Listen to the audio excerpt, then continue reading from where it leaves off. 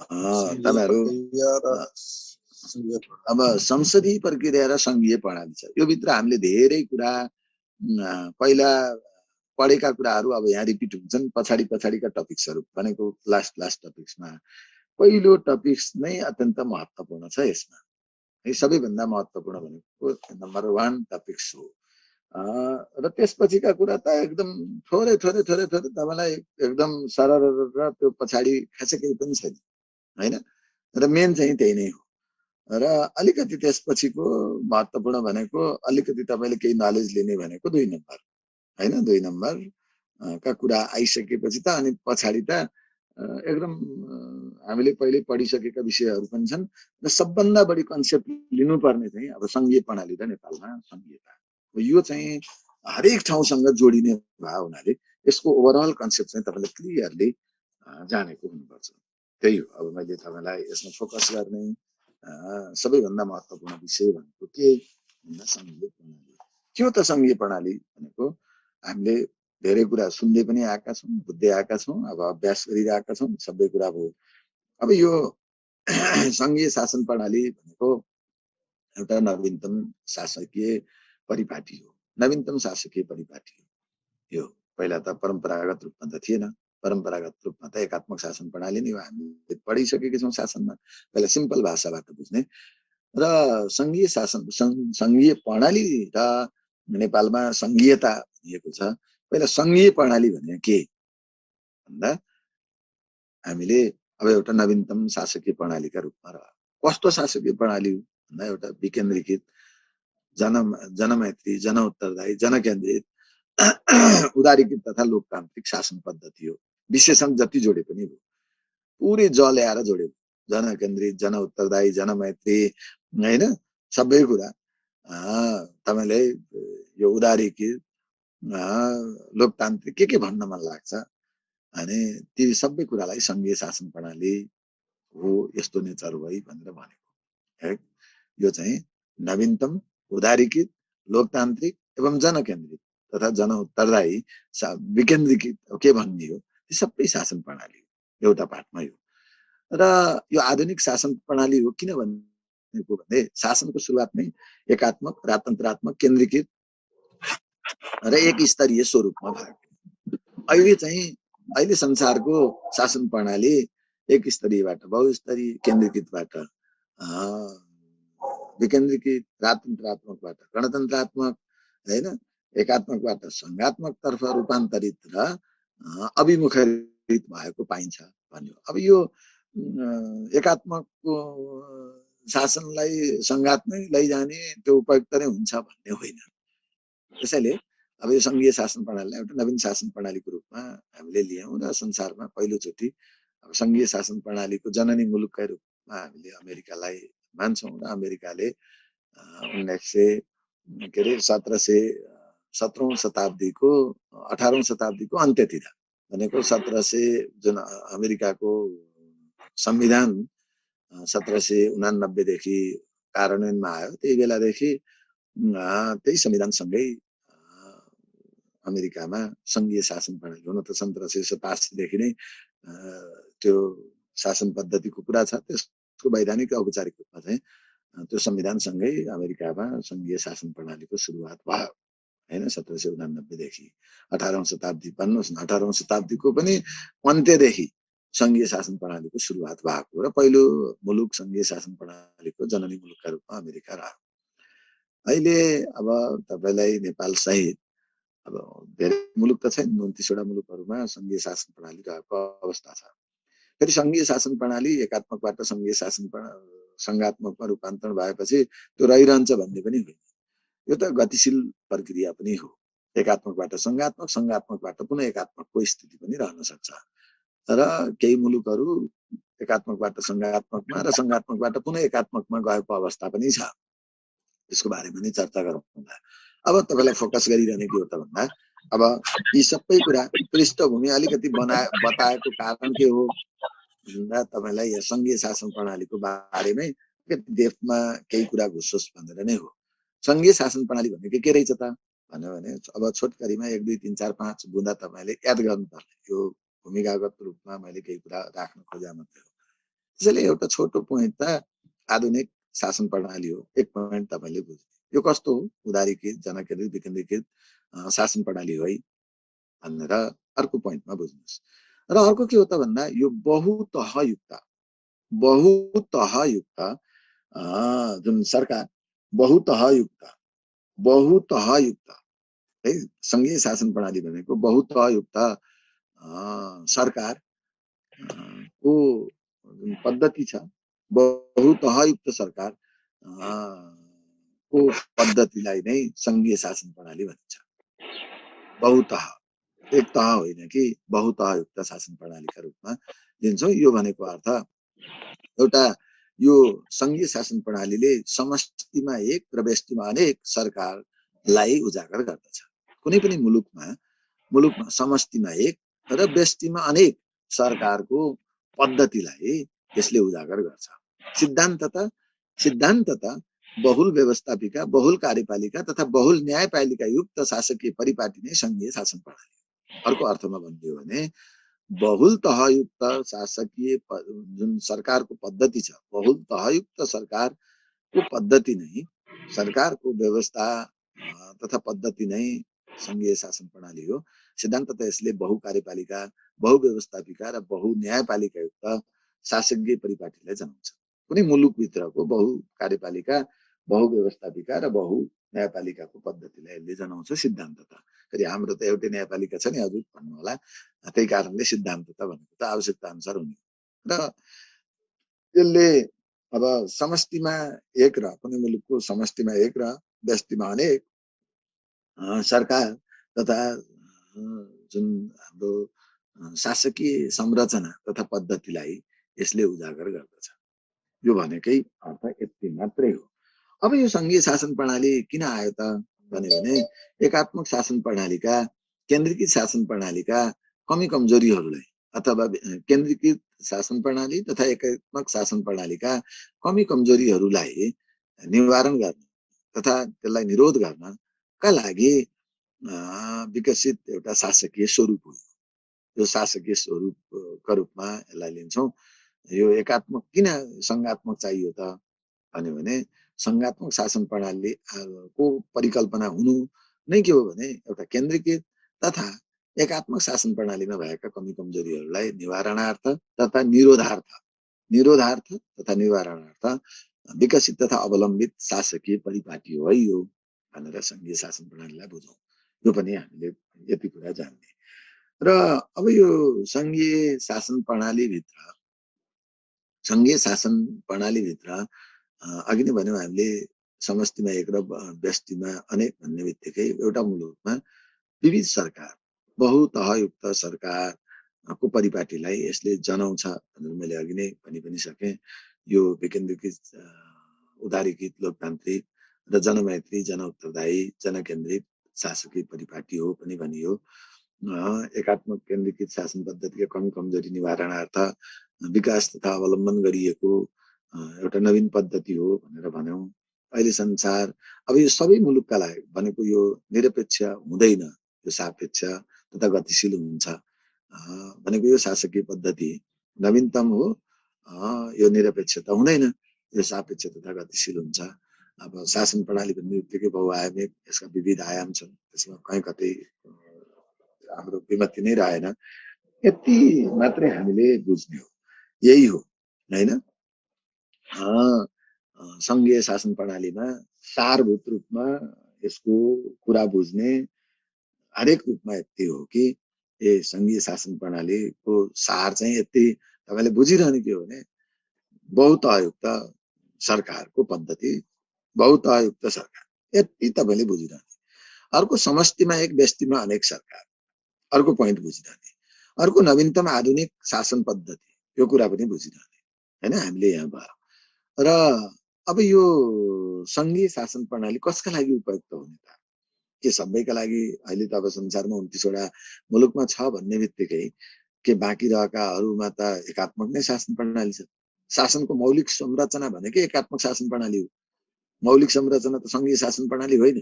शासन प्रणाली भनेकै एकात्मक शासन प्रणाली हो। त्यसको आदि स्वरूप, मौलिक स्वरूप र परम्परागत स्वरूप भनेको। र यो एउटा त्यही एकात्मक स्वरूपको नवीन तथा विकसित संरचनाका रूपमा, आधुनिक संरचनाको रूपमा, पद्धतिका रूपमा यो संघीय शासन प्रणालीलाई लिया हो।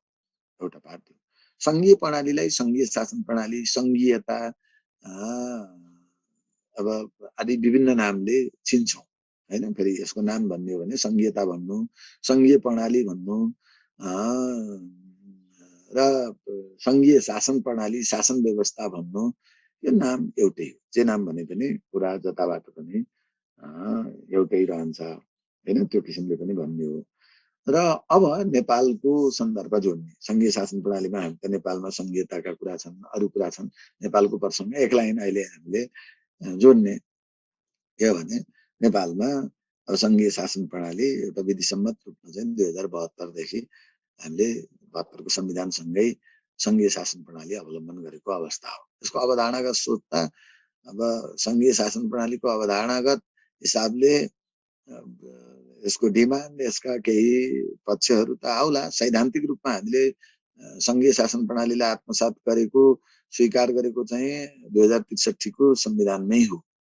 2063 को संविधानमै हामी सैद्धान्तिक रूपमा, जुन नेपालको अन्तरिम संविधान 2063 मा सैद्धान्तिक रूपमा संघीय शासन प्रणालीको बारेमा उजागर भयो औपचारिक रूपमा। र यसको व्यावहारिक रूपान्तरण र वास्तविक एउटा पद्धतिको विकास 2072 को संविधानसँगै भएको हो। यति हो हामीले हाम्रो सन्दर्भमा ल्याएर जोड्ने। अहिले अरू कुरा फेरि नालीबेली सबै नेपालको संघीयतामा अरू प्रसङ्गमा आउँला। अब संघीय शासन प्रणाली भित्र अब नेपाल यसको औचित्यका कुरा के हो कसो हो भनेर तपाईले बुझ्दाखेरि सजिलो हिसाबले यसको महत्त्व किन चाहियो, संघीय शासन प्रणालीको आवश्यकता किन पर्यो, यसको औचित्य के हो, महत्त्व के हो, अथवा संघीय शासन प्रणालीका यसका बेनिफिट के हुन्, यस्तो भन्यो भने तपाईलाई एउटा किताबमा राखिएकै छ। त्यसको म यहाँ चर्चा गरिदिन्छु, सजिलो हुन्छ। त्यसको इम्पोर्टेन्स के हो, यसको आवश्यकता के हो भने फेडरलिजम फर फेडरलिजम भनेर तपाईलाई त्यो फ्रेज बनाइदिएको छु मैले है। के महत्त्व छ भने फेडरलिजम छ, यसको महत्त्व आवश्यकता त्यही हो भनेर जाने हुन्छ। फेडरलिजम फर फेडरलिजम के गर्न चाहियो? फेडरलिजम फेडरलिजमको लागि चाहियो FEDERALISM फेडरलिजम। फेडरलिजमको महत्त्व फेडरलिजमबाट तपाईले जान्ने हैन। किताबमा तपाईले हेरिरहनु भएको होला, पढिसक्नु भएको होला। पहिला कुरा त के हो भन्दा फ्रिडम, यफबाट फ्रिडम।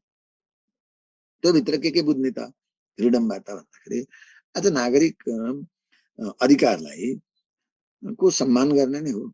यसले त नागरिक सम्मान गर्ने हो, नागरिकको अधिकारलाई सम्मान गर्ने, मानव अधिकार परिवर्तन गर्ने। फ्रिडम भनेको नागरिक स्वतन्त्रता प्रदान गर्ने, नागरिक सम्मान कायम गर्ने, नागरिक अधिकारको संरक्षण सम्वर्धन गर्ने, नागरिक सम्मान गर्ने, मानव अधिकार प्रवर्धन गर्ने, त्यो कुरालाई सम्झने फ्रिडमबाट। एउटा त्यहाँ स्वतन्त्रता, स्वायत्तता, कुनै निरङ्कुशता हावी हुने होइन, निरङ्कुशताको स्वेच्छाचारिताको अन्त्य गर्ने हो, एउटा पार्टी हो।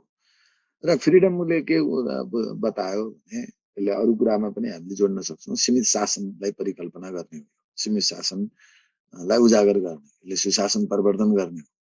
त्यो अरू प्रसङ्गमा आउँला। अहिले फ्रिडममा मात्रै तपाईँ रहने कि फ्रिडमले के भने नागरिक स्वतन्त्रतालाई, नागरिक सम्मानलाई प्रवर्धन गर्ने, मानव अधिकारलाई प्रवर्धन गर्ने, मानव अधिकारको संरक्षण सम्वर्धन गर्ने, यो यसको औचित्य भूमिका त्यही हो। र एफ पछि ई इम्पावरमेन्ट।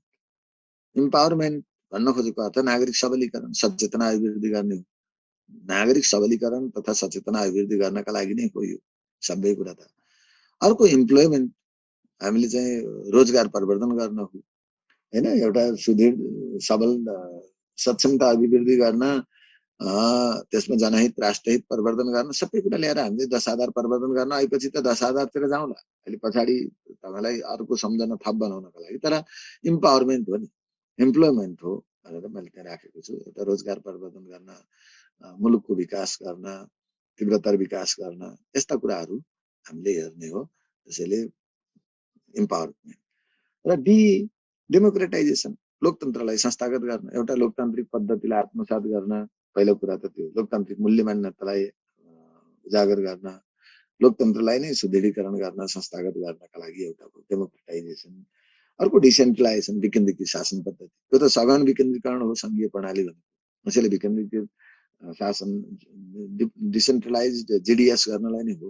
विकेन्द्रीकृत शासन विकास र सेवा प्रभाव पद्धति आत्मसात गर्न, अनि हामीले विकासलाई तीव्रतर गर्ने डेभलपमेन्ट भनेर राखेको छ। फेडरलिजम, या फ्रिडम, ई इम्पावरमेन्ट, इम्प्लोइमेन्ट, अब त्यहाँ कुनै एउटा मात्रै लिए पनि हो, र डी डेमोक्रेसी अथवा डेमोक्रेटाइजेसन, अनि डिसेन्ट्रलाइजेसन र डेभलपमेन्ट। त्यसका लागि नै यो भनेको पनि त्यही हो, त्यसको औचित्य पनि त्यसैका लागि छ भन्ने हो। र यी भनेको इक्विटी, हामीले 10 आधारमा त्यो सोसल इक्विटीका बारेमा, सामाजिक न्याय प्रवर्धन गर्नका लागि नै हो हैन। अन्ततः न्याय कायम गर्ने हो इक्विटी, सोसल इक्विटी प्रवर्धन गर्नका लागि हामीले भन्यौँ।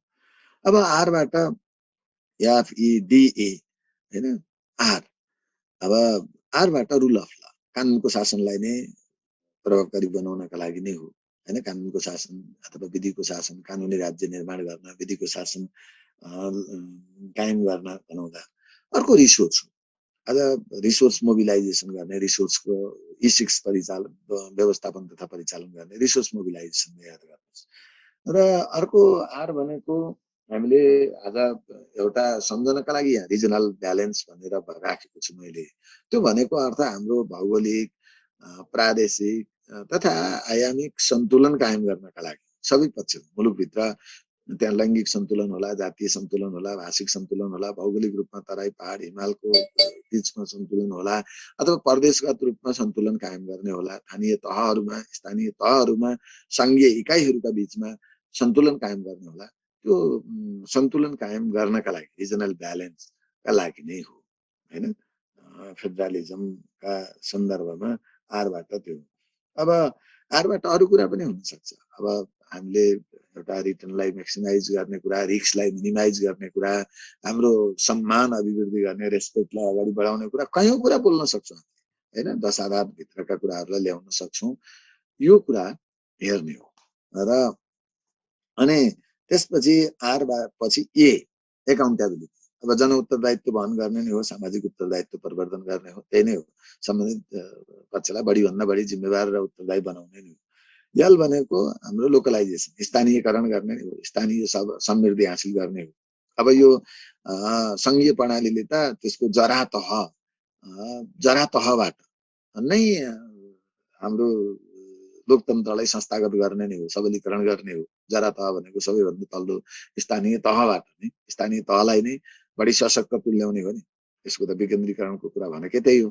त्यसैले स्थानीय सबलीकरण गर्ने, लोकलाइजेसन भन्ने अर्थ त्यो हो। र हामीले लोकलाइजेसन गर्ने, अब यो आफैमा उदारीकरणको उपज हो, र उदारीकृत पद्धतिलाई अझ थप सशक्त बनाउने, थप उदारीकरण गर्ने। त्यसले त आफैमा फेडरलिजम आफैमा एउटा उदारीकृत शासन पद्धति हो, उदारीकृत तथा लोकतान्त्रिक शासन पद्धति हो, र उदारीकरणको उपज पनि हो। र यसले उदारीकरणलाई नै फेरि कहिलेकाहीँ आधार र उपज भन्छौँ नि हामीले, आधार पनि हो, उपज पनि हो। र फेरि उसलाई थप उदारीकृत बनाउन, थप लोकतान्त्रिक गर्नका लागि योगदान पनि गर्छ। त्यसैले लिबरलाइजेसनलाई पनि याद गर्न सक्नुहुन्छ। अर्को लिडरसिप, एउटा नेतृत्व विकास गर्ने हैन। तपाईँलाई स्थानीय तहदेखि नै स्थानीय नेतृत्व विकास गर्ने, अब स्थानीय तहमा समग्र रूपमा जे छ लोकलाइजेसनभित्र त सबै कुरा, र लिडरसिपभित्र सम्झेपछि र लिबरलाइजेसनभित्र सम्झेपछि सबै कुरा तपाईँले उल्लेख गर्न सक्नुहुन्छ। अर्को लेजिटिमेसीका कुराहरू छन्। सरकारको वैधानिकता, सरकारप्रतिको विश्वसनीयता प्रवर्धन गर्ने हो। सरकारको वैधता अभिवृद्धि गर्ने, सरकारप्रतिको विश्वसनीयता अभिवृद्धि गर्ने, सरकारको दिगोपना कायम गर्ने, यस्तो थुप्रो कुरा ल्याउन सकिन्छ। र आई भनेको इन्क्लुजन, अब समावेशीकरण गर्ने, शासन विकास सेवा प्रभावमा सबैको एउटा समावेशीकृत पद्धतिलाई आत्मसात गर्ने हैन, त्यो कुरालाई भन्छौँ। र समावेशीकरण पनि यसले बहुस्तरीय शासन पद्धतिलाई उजागर गर्ने हो। बहुतहयुक्त आफैमा छँदैछ, त्यो तहयुक्तभित्र पनि फेरि हामी बहुस्तरीय शासन पद्धति, सीमित शासन पद्धति कायम गर्नका लागि एउटा फेडरलिजमको पाठबाट बुझिरहनुहोस् भन्ने हो। अर्को सोभरेन्टी, अब यसबाट सोभरेन्टी, SOVEREIGNTY, सोभरेन्टी त्यो सोभरेन्टी भनेको मुलुकको सार्वभौमसत्तालाई अझ भनेको सार्वभौमसत्ताको संरक्षण गर्न, भौगोलिक अखण्डताको रक्षा गर्न। त्यहाँ देश टुक्रिने होइन संघीयताबाट। संघीय शासन प्रणालीले भनेको त समष्टिमा एक हो नि, त्यसले झन् एकता कायम गर्ने, राष्ट्र निर्माणमा योगदान गर्ने कुरालाई खोजेको हो। त्यसैले सोभरेन्टीका कुराहरू अनि नागरिककै सन्तुष्टि, सेटिस्फ्याक्सन लेभल बढाउने, यो स्ट्यान्डर्ड अफ लिभिङलाई, जीवन स्तर अभिवृद्धि गर्ने, नागरिकको सुख सन्तुष्टि अभिवृद्धि गर्ने, एउटा प्रस्पेरिटी होइन समृद्धि हासिल गर्ने कुरालाई हामीले भन्छौँ। र यम भनेको मेन स्ट्रिमिङ, हुन त इन्क्लुजनमा हामी आयो, समाजका विभिन्न कमजोर वर्गहरूलाई मूल प्रभावीकरण गर्ने होइन, उनीहरूको पहुँच अभिवृद्धि गर्ने, यो कुरालाई खोज्यौँ। र अर्को चाहिँ मोडर्नाइजेसन। आज मुलुकमा यो आफैमा आधुनिक शासन पद्धति हो र थप आधुनिकीकरण गर्नका लागि त्यो कुरालाई पनि सुदृढीकरण आधुनिकीकरण गर्नका लागि जिडिएसलाई नै आधुनिकीकरण गर्न का लागि यो फेडरलिजम चाहिँ महत्त्वपूर्ण छ भन्ने हो। र फेडरलिजमको औचित्य के हो, आवश्यकता के हो भन्दा एकात्मक तथा केन्द्रीय शासन पद्धतिका कमी कमजोरी निवारण गर्न, नम्बर 1। अर्को चाहिँ मुलुकमा दशाधार प्रवर्धन गर्न, स्रोत साधनको E6 परिचालन गर्न होइन, दशाधार प्रवर्धन गर्न, E6 परिचालन गर्न, अनि हाम्रा समग्र सङ्घीय इकाइहरू बीच एउटा सन्तुलन कायम गर्नका लागि हो। यही कुरा सम्झ्यौँ भने फेडरलिजमको आवश्यकता, औचित्य, महत्त्व भन्ने कुरा चाहिँ बुझिन्छ। त्यसमा केही रहेन, राम्रो गर्न नराम्रो नगर्नका लागि नै हो होइन। अब त्यसो भए अब मैले त्यसको यो औचित्य भनिसकेपछि फेडरलिजम त्यसो भए सबै राम्रो कुरो रहेछ, सबैले गरे हुन्थ्यो नि भन्दा यो सबैका लागि उपयुक्त हुँदैन। अब उपयुक्त कसलाई हुने, अनुपयुक्त कसलाई हुने त? फेडरलिजमको उपयुक्तता के, अनुपयुक्तता के, कस्तोका लागि अब राम्रो छ भन्दैमा सबैलाई उपयुक्त हुँदैन होइन, सबै ठाउँमा उपयुक्त रहँदैन। त्यसैले यो कसको लागि हो, जहाँ ठुलो भौगोलिक क्षेत्र छ त्यो मुलुकको लागि फेडरलिजम ठिक छ। अर्को चाहिँ जुन मुलुकमा अब जनसङ्ख्या धेरै छ त्यो ठाउँका लागि पनि, त्यो मुलुकका लागि पनि उपयुक्त छ। ठुलो जनसङ्ख्या अनि ठुलो भूगोल भएको, कति ठुलो भएर ठुलो हुने भन्ने कुरा पनि छैन अहिले। अब बृहत्तर भूगोल भएको ठुला मुलुकहरू जे छन्, अनि बढी जनसङ्ख्या भएको मुलुक। अब अर्को चाहिँ फेरि बस्ती विकासका हिसाबले पनि हेरिन्छ, त्यहाँ जाति भाषिक हिसाबले। अनि एकल जातीय पृथक बसोबास भएको अवस्था अथवा मुलुकको अवस्था छ भने पनि त्यसका लागि उपयुक्त मानिन्छ। एउटै जात छ, एउटै जात, जाति, भाषा, समुदाय जे छ, एकल जातीय छ र पृथक बसोबास छ। जाति, एउटा जाति कुनै एउटा एरियामा बस्यो होइन, त्यहाँ कुनै त्यो घुलनशीलता छैन अन्य जात जातिको भने, त्यस्तो अवस्थामा यो सङ्घीय शासन प्रणाली उपयुक्त मानिन्छ। किनभने त्यसलाई स्वायत्तता प्रदान गरेर त्यसका लागि विशेष व्यवस्था गर्नुभयो। र अर्को चाहिँ सङ्घीय शासन प्रणाली भनेको त नवीनतम शासन प्रणाली हो। एउटा आधारभूत जुन पूर्वाधारहरू छ, न्यूनतम अथवा आधारभूत पूर्वाधारहरूको विकास भएको अवस्था, त्यसका लागि उपयुक्त हुन्छ। भनेको न्यूनतम आधारभूत आवश्यकता भनेको पूर्वाधारहरू जे छन्, ती विकासका पूर्वाधारहरू जे छन्, आधारभूत पूर्वाधारहरू को विकास भइसकेको अथवा स्थापना भइसकेको अवस्थामा पनि सङ्घीय शासन प्रणाली उपयुक्त हुन्छ। अर्को चाहिँ अब यो स्रोत साधनहरू जे छ, तपाईँलाई भन्न खोजेको प्राकृतिक स्रोत साधनहरूको उपलब्धता छ, त्यसको एउटा त्यसको एउटा भन्न खोजेको समान वितरणको अवस्था जे छ, भौगोलिक रूपमा हेर्ने हो भने त्यो भौगोलिक रूपमा हाम्रा प्राकृतिक स्रोत साधनहरूको उपलब्धता छ नि, एउटा समानुपातिक उपलब्धताको अवस्थामा सङ्घीय शासन प्रणाली उपयुक्त मानिन्छ भन्ने संसारमा सिद्धान्त त के हो भन्दा, ठुलो क्षेत्र भनेको धेरै क्षेत्रफल भएका मुलुक, धेरै जनसङ्ख्या भएका मुलुक, एकल जातीय पृथक बसोबास भएको अवस्था होइन, त्यसलाई विशेष क्षेत्रको रूपमा स्वायत्तता प्रदान गर्न सकिन्छ। स्वायत्त क्षेत्र घोषणा गरेर पनि त्यो सङ्घीय शासन प्रणाली अवलम्बन गर्न सकिन्छ भन्ने हो, सङ्घीय इकाइ गठन गर्न सकिन्छ त्यसमा भन्ने हो। र अर्को चाहिँ हाम्रा प्राकृतिक स्रोत साधनहरूको एउटा समानुपातिक वितरणको अवस्था भइदियो, उपलब्धताको अवस्था भयो भने त्यो ठाउँमा उपयुक्त हुन्छ। र अर्को आधारभूत पूर्वाधार सम्बन्धी विकास भइसक्यो, विकास भइ नसकेको अवस्था होइन कि आधारभूत पूर्वाधारको व्यवस्था भइसकेको अवस्थामा सङ्घीय शासन प्रणाली उपयुक्त मानिन्छ। र यसको भाइस वर्षा साना मुलुक, थोरै जनसङ्ख्या भएको मुलुक अनि अब बहुल जातिको एउटा बहुल जातीय बसोबास भएको अवस्था अनि पूर्वाधारहरूको आधारभूत पूर्वाधारहरूको विकास नभएको एउटा समानुपातिक विकास नभएको अवस्था अथवा हाम्रा स्रोत साधनहरूको न्याय त्यो समानुपातिक वितरणको अथवा उपलब्धताको अवस्था नभएको सन्दर्भमा सङ्घीय शासन प्रणाली उपयुक्त मानिँदैन। र अब नेपालको सन्दर्भमा त्यही कुरा भन्ने हो भने अब यसको अर्थ साना मुलुकहरूमा पनि सङ्घीय शासन प्रणाली छ, ठुला मुलुकहरूमा पनि सङ्घीय शासन प्रणाली छ संसारमा हेर्ने हो भने। तर यसको एप्रोप्रिएटनेस, त्यही कारणले सिद्धान्त त उपयुक्त र आवश्यक कुरा त यो हो। र अब तपाईँ खालि सङ्घीय शासन प्रणाली नभइकन विकास हुँदैन, यो हुँदैन, यी सबै हामीले सोचेका कुरा हुँदैनन् भन्ने पनि होइन। सङ्घीय शासन प्रणाली के हो भने अलिकति एकात्मक शासन प्रणालीमा भएका कमी कमजोरीहरू, केन्द्रीकृत शासन प्रणालीमा भएका कमी कमजोरीहरूलाई निरोध गर्ने, निवारण गर्ने एउटा विकल्पका रूपमा यसलाई लिने होइन, एउटा माध्यमको रूपमा। सङ्घीय शासन प्रणाली आफैमा साध्य होइन, यो साधन हो होइन, प्रभावकारी जिडिएसको साध्यका रूपमा यसलाई होइन कि साधनको रूपमा यसलाई लिन्छौँ। आफैमा सङ्घीय प्रणाली त साध्य त होइन, यो त साधन हो।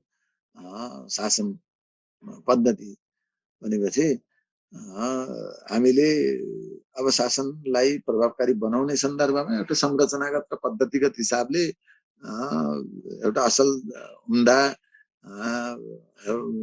नवीन शासकीय परिपाटीका रूपमा सङ्घीय शासन प्रणालीलाई लिने। अब नेपालको उपयुक्त हो कि होइन, अहिले हामीले त मुलुकमा संविधान, सङ्घीय शासन प्रणाली यत्रो होइन, एउटा चरणबद्ध विभिन्न किसिमका नागरिक स्तरका सङ्घर्षहरूको परिणाम स्वरूप आएको सङ्घीय शासन प्रणालीमा हामीले अहिले नेगेटिभ कुरा गर्ने बेला छैन। तर यसको व्यवस्थापन चाहिँ सही ढङ्गले गरिएन भने फेरि विभिन्न मुलुकहरूमा जुन सङ्घीय शासन प्रणालीबाट एकात्मक शासन पद्धतिमा फर्केका मुलुकहरू पनि छन्।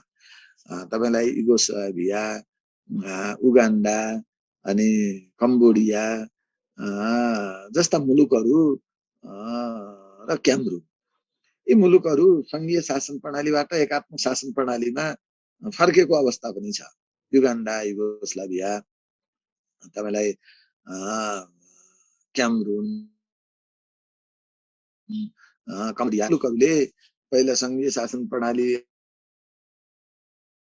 अवलम्बन पछि फेरि एकात्मक शासन प्रणाली प्रस्ताव पनि छ। अब कसैले सङ्घीय थोरै इकाइमा सङ्घीय शासन प्रणाली त्यसरी थप अवस्था पनि छ। यो कुरा पनि मैले तपाईँलाई यहाँ अलिकति यो फिलोसोफिकल कुरा सिकिरहनु, सुनिरहनु। र कसैले सङ्घीय इकाइहरू घटाउँदै लगेको अवस्था पनि छ। कसैले त्यो सङ्घीयहरूलाई इकाइहरूलाई फेरि घटाउने बढाउने गरेको पनि छ। त्यही सङ्घीय शासन प्रणालीभित्र पनि सुधार गरेको र एउटा त्यसलाई विस्थापित गरेर फेरि एकात्मकतर्फ फर्केको पनि छ। अर्को त यो निरन्तर प्रक्रिया हो नि, कुनै स्थिर शासकीय प्रणाली त होइन, गतिशील शासकीय प्रणाली हो।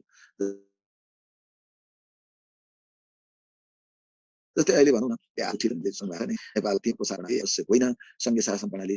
अब यी प्रदेशहरू पनि धेरै भए पनि होइन, आवाज उठिरहेछ, नउठ्या त होइन भनेपछि अब भोलि रूपान्तरण हुने बेलामा दुई तहको सङ्घीय शासन प्रणाली हुन पनि सक्ला।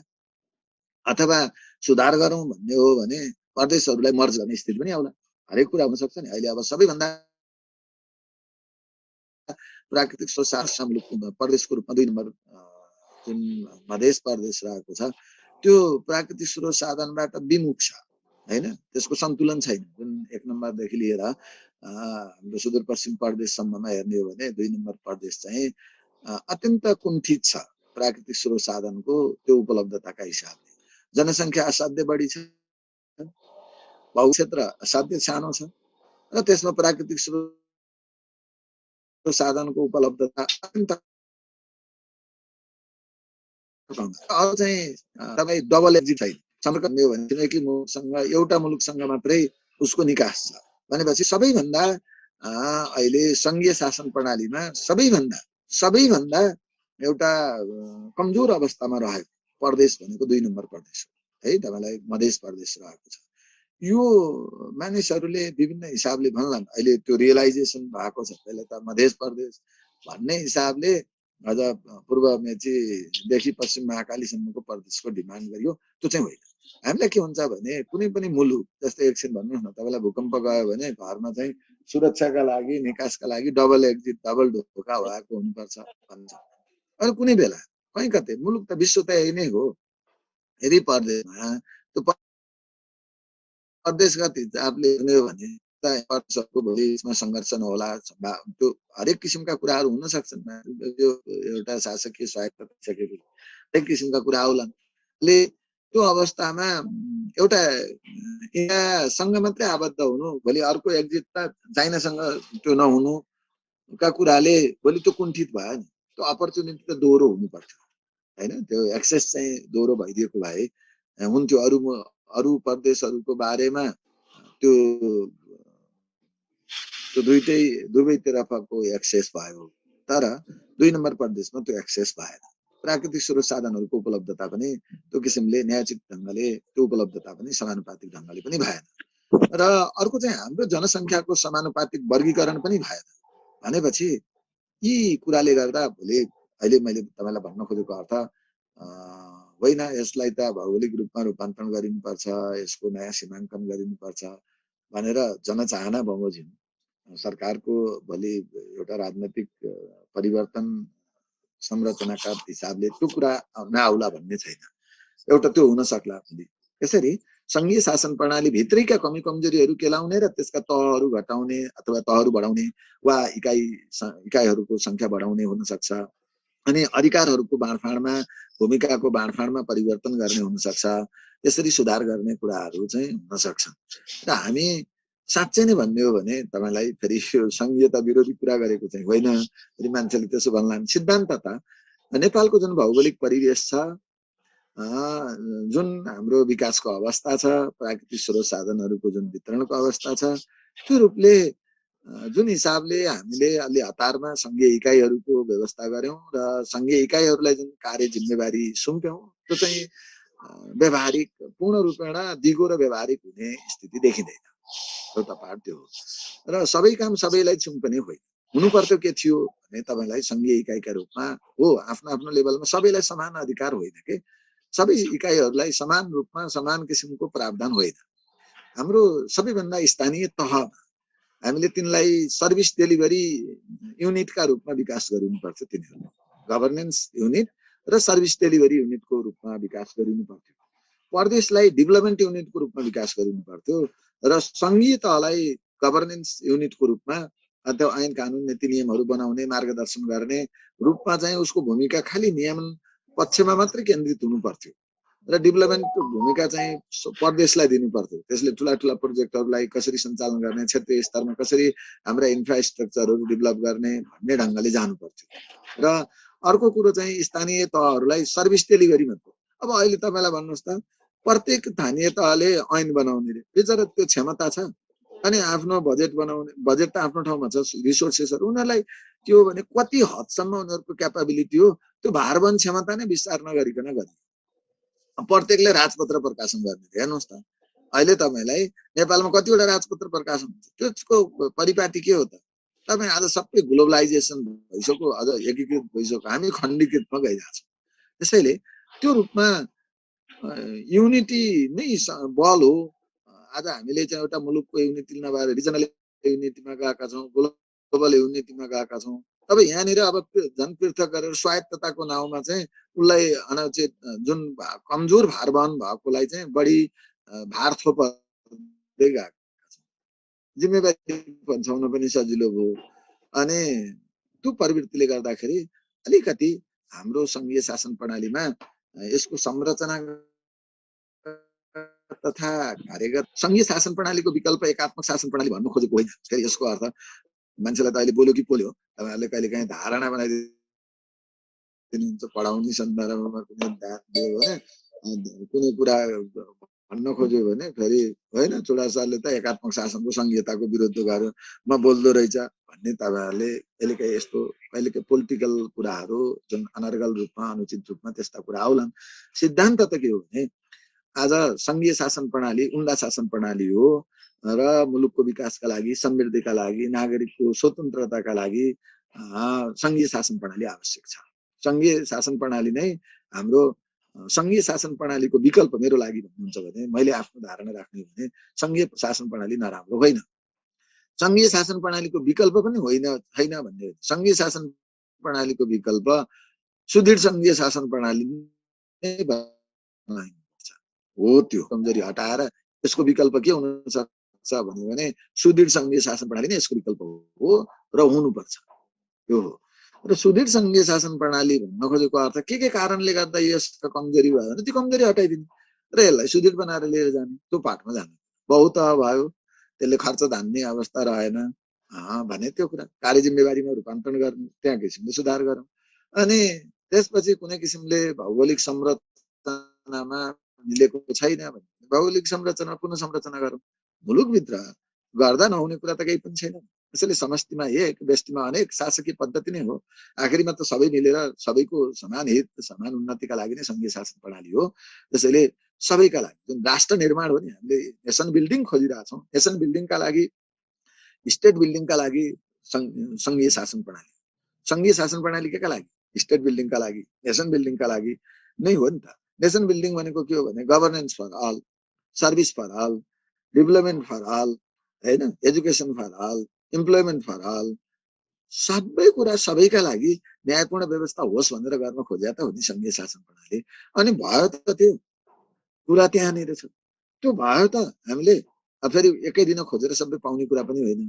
त्यसैले हामीले जे परिकल्पना गरिरहेछौँ, जेको लागि भनिरहेछौँ त्यो तर्फ हामी उन्मुख छौँ कि छैन, त्यो किसिमको सोच अनुसारका हाम्रा व्यवहार संस्कार र संरचनाहरू छन् कि छैन, त्यो कुराको विश्लेषण गर्ने बेला भएको छ।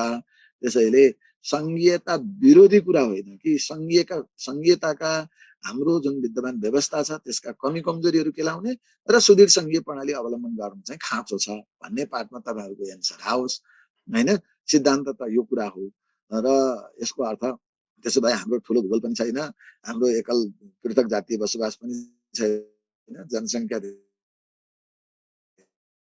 धेरै भएको पनि होइन। हामीले यो संघीय शासन प्रणालीमा त सोच्नुपर्छ हजुर एकात्मकतिर जानुपर्छ भन्ने धार कहिले पनि नल्याउनुहोस् तपाईँको लेखमा। अहिले अब कसैलाई पच्चे हुँदैन तपाईँको कपी जाँच्नेलाई, त्यो वाचन हुँदैन। त्यसैले हामीले एकात्मक शासन प्रणालीका कमजोरीहरूलाई हटाउनका लागि संघीय शासन प्रणाली भनेका छौँ भने संघीय शासन प्रणाली हाम्रो देशकाल परिस्थिति माटो सुहाउँदो हाम्रो उपयुक्तता हुनु जरुरी छ। त्यसैले यसमा भएका कार्य जिम्मेवारी अरू कुराहरूलाई अब सबै हिसाबले विश्लेषण गरेर बुद्धिमत्तापूर्ण ढङ्गबाट यसलाई सुदृढ बनाएर लिएर जानुपर्छ। गतिशील प्रक्रिया हो र शासन संरचना भनेको आफैमा केही पनि होइन, त्यसको व्यवस्थापनमा यसको सार रहन्छ। त्यसैले व्यवस्थापकीय सुदृढीकरण आवश्यक छ भन्ने टाइपमा तपाईँले एन्सर गर्नुहोला। यही नै हो यसको तपाईँलाई सोधिरहने पाठ हो। र अब नेपालमा संघीयताको पाठमा आउँछु म होइन। अब नेपालको संघीयताको पाठमा कुरा गरिरहँदा हामीले अघि नै भन्यौँ नेपालको संघीय शासन प्रणाली अवलम्बन गर्ने एउटा सामान्य सोच, अप्रत्यक्ष अवधारणागत सोच, अवधारणा अप्रत्यक्ष अवधारणा, प्रत्यक्ष अवधारणा पनि होइन, अप्रत्यक्ष रूपमा 7 सालदेखि नै केही न केही कुरा हामीले त्यो एउटा लोकतान्त्रिक शासन पद्धति उदारीकृत शासन पद्धतिको परिकल्पना गऱ्यौँ। कहीँ न कहीँ अप्रत्यक्ष अवधारणा जनताले रोजेको खोजेको हिसाबले जनकेन्द्रित जनमैत्री शासकीय पद्धति प्रजातन्त्रको प्रादुर्भावसँगै संघीय शासन प्रणालीको कहीँ न कहीँ एउटा अप्रत्यक्ष बीजारोपण त्यो परिकल्पना भएको हो कि भन्ने पाठमा कहीँ कुरा गर्छौँ। र अब यो आन्दोलनका हिसाबले अलिकति संघीय शासन प्रणालीको वास्तवमा यथार्थ कुरा भन्नुहुन्छ भने 62-63 को जनआन्दोलनले एउटा एजेन्डा संघीय शासन प्रणाली अवलम्बन गर्ने सन्दर्भमा यो कुरा अगाडि आएको र त्यही कारणले ६३ को संविधानमा अन्तरिम संविधानमा सैद्धान्तिक रूपमा मात्रै संघीय शासन प्रणालीको त्यहाँ एड्रेस अरू हुन सकेन, क्लियर नै भएन कि संघीय शासन प्रणाली शब्दका लागि एउटा त्यो एउटा बोलिदिने काम भयो र यो शब्द पार्नुपर्छ भन्यो। अन्तरिम संविधानमा संघीय शासन प्रणाली नेपालले आत्मसात गर्ने भनियो। अब के हो संघीय प्रणाली, कस्तो तह हुने, के हुने, त्यो बाहेक अरू केही कुरा, त्यो शब्द बाहेक अरू केही कुरा संविधानमा आएन। र त्यसपछि 2072 कै संविधानमा लाई त अब संघीय शासन प्रणालीको संविधान नै भनौँ, संघीय शासन प्रणालीको जे जति छ पर्यायवाचीकै रूपमा हामीले नेपालको संविधानलाई लिन्छौँ, त्यसको वैधानिक आधार त्यही हो र 72 सालदेखि वास्तविक रूपमा संघीय शासन प्रणालीको सुरुवात भयो र नेपालमा नेपालको शासन प्रणालीको स्वरूप नै मूल यसको संरचना नै संघ प्रदेश र स्थानीय तह गरी 3 तहको संघीय शासन प्रणाली अवलम्बन गर्यो भन्न पर्यो। र त्यो शासन प्रणालीका अरू पद्धतिभित्र कुरा गरिसकेपछि अरू निर्वाचनका प्रसङ्ग अरूमा आउँला र त्यही बेलादेखि अब मुलुकमा त्यही संघीय शासन प्रणाली बमोजिम तिनै तहको राष्ट्रपति, उपराष्ट्रपति तथा तिनै तहको निर्वाचन सम्पन्न भएर र फेरि अब पुनर्निर्वाचनको सन्दर्भ पनि आइसक्यो होइन, भइसक्यो भनौँ न। अब पुनर्निर्वाचनको यो जुन सन्दर्भ आएको छ, पुनर्निर्वाचन स्थानीय तहको त भइसक्यो, प्रदेश र संघीय तहको जुन दोस्रो कार्यकालको निर्वाचनको सन्दर्भ पनि अगाडि बढेको छ र अहिले चाहिँ संघीय शासन प्रणाली नेपालको सन्दर्भमा एउटा बाल्य अवस्थामा छ होइन। बाल्य अवस्थामा भनेको 5 वर्ष कार्यकाल भएको छ, हामी त एउटा किशोर अवस्थामा जाँदैछौँ होइन, बाल्य अवस्थामै छौँ, किशोर अवस्थामा प्रवेश गरि नसकेको अवस्था छ। अब त्यो वयस्क जुन एउटा वयस्क हुने त अझै बाँकी नै छ। त्यसैले यो शिशु अवस्था तथा बाल्य अवस्थामा केही कमजोरीहरू, यसका संरचनाहरू बन्न बाँकी, पद्धतिहरू बन्न बाँकी अझै पनि छन्। त्यो निरन्तर रूपमा सुधार गरिरहनुपर्छ, व्यवस्था गरिरहनुपर्छ भन्ने हो। र यो बिचमा हामीले के गर्यौँ त, संविधानमा गरेका व्यवस्थाहरू अनुसार नै हामीले संघीय शासन प्रणालीमा गरेका प्रयासहरू, व्यवस्थाहरू तपाईँले भन्नुपर्ने हुन्छ र पहिला व्यवस्था बताउँ, यो मैले यसो प्रसङ्ग जोडेको। अब हामीले 3 तहको शासन संरचनालाई अवलम्बन गर्यौँ। एउटा पार्ट संघ प्रदेश स्थानीय तह। अहिले संघीय शासन प्रणालीमा हामीलाई के छन्, 7 वटा प्रदेश, 77 वटा जिल्ला, 753 स्थानीय तह र 6743 वडाहरूमा विभाजन गरिएको छ। भनेको यी संघीय इकाइ, संघ प्रदेश र स्थानीय तह जुन संघीय इकाइहरू छन् 3टा, र ती इकाइभित्र हामीले संघीय शासन प्रणालीको हाम्रो संरचनामा के हो त भने अब संघ त एउटै हुने भइगयो र 7 वटा प्रदेश, 77 वटा जिल्ला, 753 स्थानीय तह, त्यो मध्ये पनि अब तपाईँले भन्ने बेला त 293 नगरपालिका, 460 गाउँपालिका तथा ती गाउँपालिका तथा 753 वटा स्थानीय तह भनौँ न, 753 स्थानीय तहका 6743 वडाहरूमा वडाहरूको व्यवस्था गरिएको छ, एउटा संरचना यो। र अब 3 तहको संविधानमै 3 तहको एकल अधिकार र साझा अधिकारको व्यवस्था गरिएको छ। 3 तहको एकल अधिकार र साझा अधिकारको व्यवस्था संविधानकै अनुसूची 5 देखि 9 सम्म एकल अधिकार र साझा अधिकारको बारेमा व्यवस्था गरिएको छ। अनुसूची 5 मा संघको एकल अधिकार, अनुसूची 6 मा प्रदेशको एकल अधिकार, अनुसूची 7 मा संघ र प्रदेशको साझा अधिकार, अनुसूची 8 मा स्थानीय तहको एकल अधिकार र अनुसूची 9 मा तिनै तहको संघ प्रदेश र स्थानीय तहको साझा अधिकारको बारेमा व्यवस्था गरिएको छ। अब त्यहाँ विषय हेर्ने हो भने अब अनुसूची 5 संघको अधिकार सूची छ, त्यहाँ एकल अधिकार भन्ने संविधानको भाषामा अधिकार सूची भनेको छ, त्यो भनेको एकल अधिकार हो। र संघको अधिकार सूची अन्तर्गत 35 वटा विषय छ। अनुसूची 5 संघको अधिकार 35 विषय, त्यो अवस्था छ। अनुसूची 6 मा प्रदेशको अधिकार र त्यसमा कतिवटा 21 वटा विषय रहेका छन्, 21 विषय। अनि त्यसपछि अनुसूची 7 संघ र प्रदेशको साझा अधिकार, संघ र प्रदेशको साझा अधिकारको व्यवस्था गरियो र विषय एकैछिन फेरि डाक्टरले नै किन फोन गरे ल, डाक्टर साहब नमस्कार डाक्टर साहब। अनुसूची 7 मा संघ र प्रदेशको साझा अधिकार, त्यसमा 25 विषय समाहित गरिएको छ। त्यस्तै अनुसूची 8 मा अनुसूची 8 स्थानीय तहको अधिकार, स्थानीय तहको एकल अधिकार हो, स्थानीय तहको अधिकार, त्यसमा 22 विषय रहेका छन् भने अनुसूची 9 तीन तहको अधिकार, संघ प्रदेश र स्थानीय तहको साझा अधिकार, तीन तहको साझा अधिकार, त्यसमा 15 विषय। यो चाहिँ हाम्रो यो कार्यविभाजन जुन राज्यको संरचना तथा राज्यको संरचना तथा राज्य शक्तिको बाँडफाँड। 9 मा 22 वटा हैन सर? अनुसूची 9 मा 22 वटा हैन सर? अनुसूची 9 मा 15 वटा विषय, अनुसूची 8 मा 22 वटा विषय। 9 मा मैले मसित भएको संविधान त 22 वटै रद्द छ। मसित भएको संविधान 22 वटै। अनुसूची 9 मा होइन 15 त्यो त च्यातेर फाल्नुस्, त्यसो भए गलत संविधान है। अगाडि नै राखेर बसेको छ 22 वटै दिएको छ। होइन अनुसूची 8 मा 22 वटा भएको त हो कि अनुसूची 9 मा त 15 वटा भने अब त्यस्तो त डिबेट गर्ने विषय नै भएन, कुरै सकिहाल्यो हैन। त्यो त गलत भयो। बरु भन्दा 15 वटा गन्दा 14 वटा छ बरु हैन। त्यहाँभित्र चाहिँ 6 नम्बर र 14 नम्बरमा चाहिँ तोरिया छ के 12 नम्बर 14 नम्बरमा त्यो प्राकृतिक स्रोत साधन बापतको रोयल्टी भनेको अब त्यसलाई छुट्टै बुँदा पनि अनि फेरि अरूमा जोडेर ल्याएको पनि छ, त्यो अर्कै कुरा हो। तर संविधानमा 15 भनेपछि 15 हो हैन। त्यसैले त्यो त तपाईलाई त्यहाँ अब जीवित दस्तावेज, त्यसमा विवाद भएन। त्यो चाहिँ तपाईले एउटा संघीय शासन प्रणाली यो कुरा सरसर्ती जान्नु पर्यो। अनुसूची 5 संघको अधिकार 35 विषय, अनुसूची 6 प्रदेशको अधिकार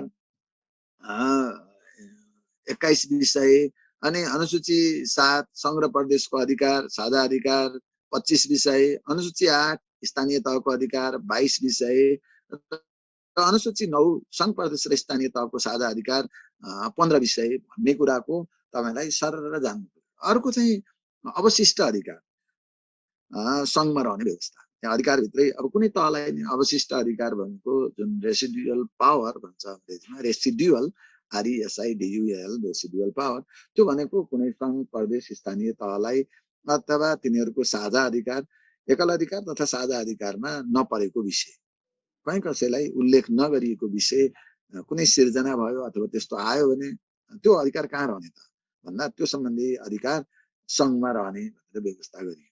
या नभएको अब कहिलेकाहीँ तपाईँलाई सरकारको कार्यविभाजनमा अरू मन्त्रालयलाई नतोकिएको काम गृह मन्त्रालय भनेर भन्छ नि, हो त्यस्तै यहाँनिर चाहिँ संघीय तहमा कसैलाई पनि उल्लेख नगरेको कुनै तहमा नपर्ने अथवा साझा अधिकार सूचीमा नपर्ने विषय यदि कुनै त्यस्तो आयो भने भले त्यस्तो विषयलाई कसको अधिकार रहने भन्दा अवशिष्ट अधिकार चाहिँ संघमा रहने व्यवस्था संविधानले गर्छ।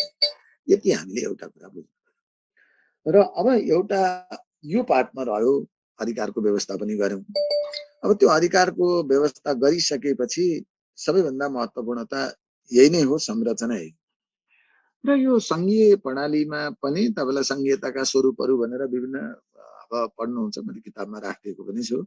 अब त्यो समान संघीयता, असमान संघीयता, सबल संघीयता, अनि त्यसपछि दुर्बल संघीयता, अनि त्यो कस्तो भने यो गोइङ टुगेदर, कमिङ टुगेदर भन्छ। अनि अब तपाईलाई एउटा त्यो सबै मिलेर एकल भित्र एकात्मक भित्र संघीय शासन प्रणाली कि अथवा पृथक पृथक एकात्मक शासन पद्धति जुटेर संघात्मक शासन पद्धति, यो कुरालाई कमिङ टुगेदर, गोइङ टुगेदर अथवा होल्डिङ टुगेदर भन्ने यस्तो विभिन्न किसिमका संघीयताका संरचनाहरू छन् है भनेर व्याख्या गरे हुन्छ।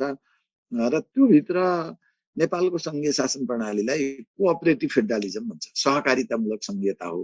यो भनेको अर्थ के हो भने संघीय इकाइहरू बीच सहकार्य गर्ने, त्यो सहकारितामूलक भनेको संघीय इकाइहरूको बीचमा अन्तर सम्बन्ध रहने पद्धतिलाई चाहिँ अहिले छोटो अर्थमा सहकारितामूलक संघीयता भनिन्छ भन्ने हो। अनि त्यसमा अन्तर सरकारी वित्तीय हस्तान्तरणको पाटो पनि रहन्छ, अन्तर सरकारी वित्तीय हस्तान्तरणको पद्धति पनि रहने, अनि संघीय इकाइहरू बीच सम्बन्ध सहकार्यको अवस्था पनि रहने, र अवशिष्ट अधिकार सङ्घमा रहने परिपाटीलाई सङ्घले समग्र रूपमा एउटा समन्वयात्मक भूमिका निर्वाह गर्ने र सङ्घमा अवशिष्ट अधिकार रहने जुन सङ्घीय शासन प्रणाली छ त्यसलाई सहकारितामूलक सङ्घीय शासन प्रणाली भनिन्छ। यो नेपालले अवलम्बन गरेको, अब यो युनिभर्सल्ली कहीँ फलानुको यो फलानु यो भनेर औपचारिक रूपमा तपाईँलाई नेपालको शासन प्रणाली सहकारितामूलक सङ्घीय शासन प्रणाली हो भन्ने कुनै दस्तावेज छैन, संसारको कहीँ पनि छैन। तर यसको जुन फिचर्सहरूलाई विश्लेषण गरेर उल्लेख गर्ने गरिन्छ, वर्गीकरण गर्ने गरिन्छ प्राज्ञिक रूपमा, त्यो चाहिँ नेपालले अवलम्बन गरेको सहकारितामूलक सङ्घीयता हो। र त्यो तीन तहको सहकारी जुन सम्बन्धको आधारमा हामीले तीन सह ल्यायौँ, तीन तहको बिचको अन्तर सम्बन्धको व्यवस्था गऱ्यौँ, तीन तह बिचको अन्तर सम्बन्ध त्यस सम्बन्धी संरचनाको व्यवस्था गऱ्यौँ।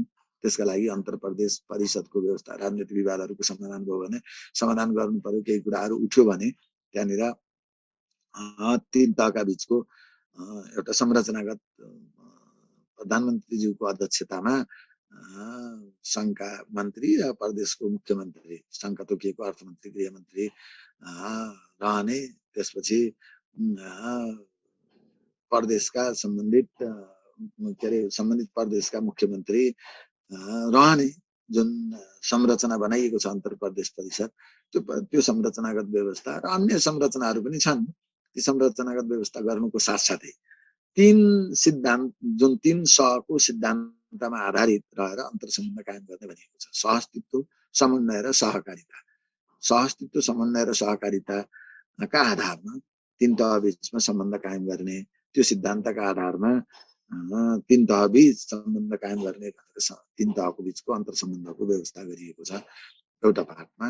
त्यो पनि हामीले सङ्घीय शासन प्रणालीमा ख्याल गर्नुपर्ने कुरा यही नै हो।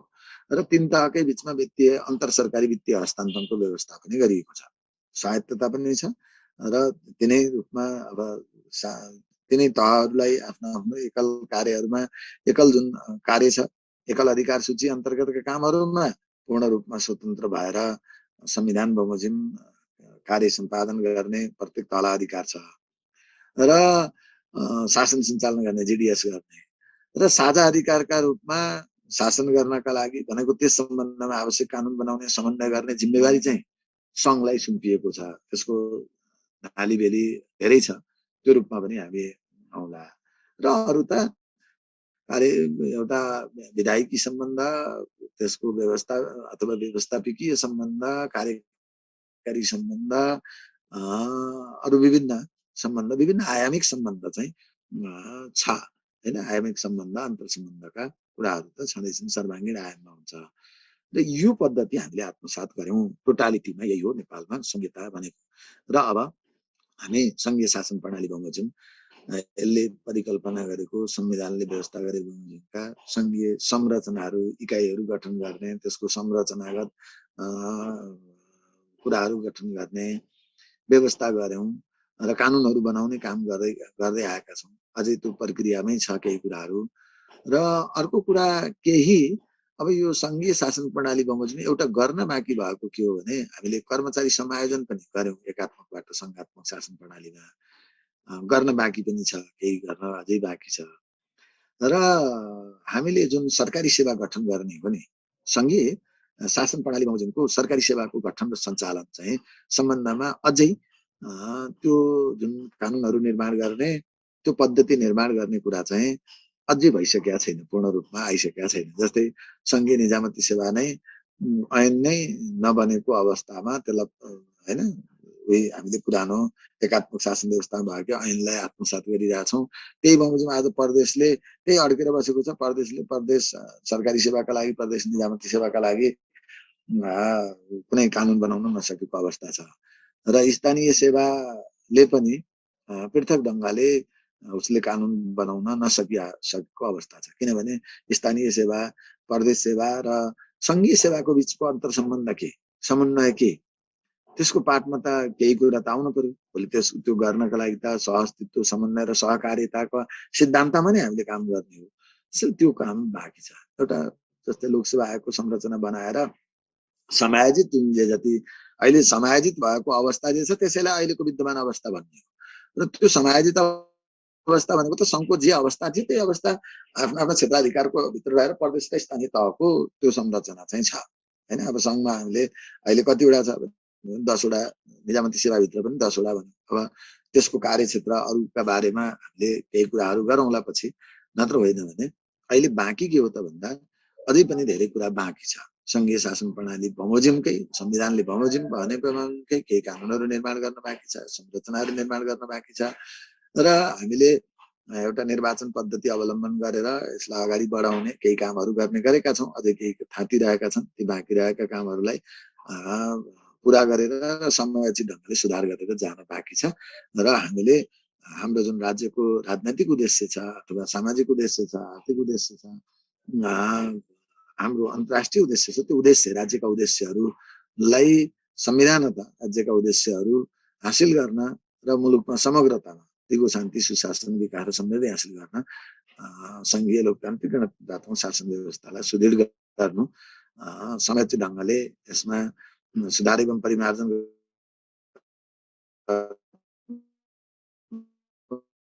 सशक्त बनाउनु अहिलेको आवश्यकता हो। यो सरकारको जिम्मेवारी हो र सबैको हामीले यो सङ्घीय शासन प्रणालीलाई बिट मार्ने कुरा थियो। अब यसलाई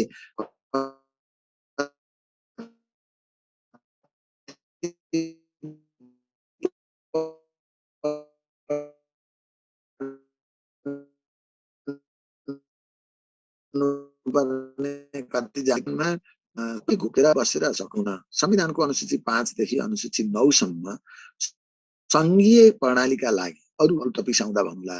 अहिले सङ्घीय प्रणालीमा सङ्घको के काम गर्छ, के जिम्मेवारी हो, प्रदेशको के जिम्मेवारी हो र स्थानीय तहको जिम्मेवारी के हो भन्ने पार्टमा त्यहाँ एकल र साझा अधिकारका हिसाबलाई मर्ज गरेर तपाईलाई टोटल जिम्मेवारी के हो त, सङ्घको कार्यक्षेत्र के, विशेषतः एकल अधिकारलाई बुझ्नुहोस् अनि साझा अधिकारका विषयमा त त्यो सम्बन्धी कुनै साझा पद्धतिका कुरा के राखेको छ त्यो अनुसूची 5 देखि अनुसूची 9 सम्मका कुरालाई एकपटक नजर गर्नुहोस् सर। त्यसमा तपाईलाई आइडिया केही नआउन सक्छ, त्यसलाई सम्झने तरिका, त्यो घोक्ने गर्नुहोस्, अरू कुरा समग्र रूपमा कभर हुन्छ।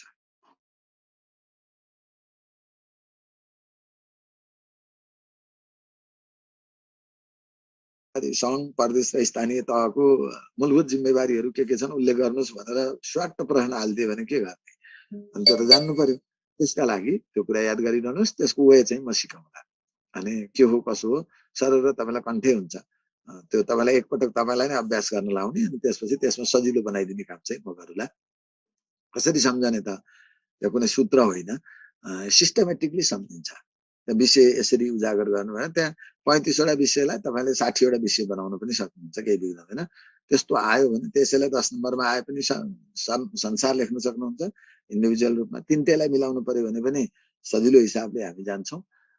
त्यो किसिमले जान्नु होला र अहिले एकपटक तपाईँले आजको तपाईँको होमवर्क नै अनुसूची 5 देखि अनुसूची 9 सम्मका कुरालाई एउटा फ्रेमिङमा चाहिँ हामीले त्यो लेख्ने भाषा त अनुसूची 5 सङ्घको अधिकार 35 विषय भने जस्तो कुरा त तपाईँले कण्ठ पार्नुहुन्छ, त्यो त पार्नै पर्यो। र त्यो बाहेक त्यहाँभित्रका 35 विषय के हुन् त, मेजर कुराहरू भन्ने पार्टमा तपाईँको ध्यान रहोस्। मैले यति भने र अब तपाईँलाई आज एउटा प्रश्न म दिन्छु, त्यहीभित्र तपाईँलाई सङ्घीय प्रणालीको अवधारणा उल्लेख गर्दै नेपालमा सङ्घीय शासन प्रणालीको विद्यमान अवस्थाको बारेमा चर्चा गर्नुहोस्। सङ्घीय प्रणालीको अवधारणा उल्लेख गर्दै नेपालमा सङ्घीय शासन प्रणालीको विद्यमान अवस्था अथवा नेपालको सङ्घीय शासन प्रणालीको विद्यमान अवस्थाको बारेमा चर्चा गर्नुहोस्। नेपालको जे भन्ने हुन्छ, नेपालको सङ्घीय शासन प्रणालीको विद्यमान अवस्थाको बारेमा चर्चा गर्नुहोस् भन्यो। 4+6 ल यो प्रश्नको उत्तर गर्नुहोस्। एक किसिमले परीक्षाको लागि अति सम्भाव्य प्रश्न पनि हो यो।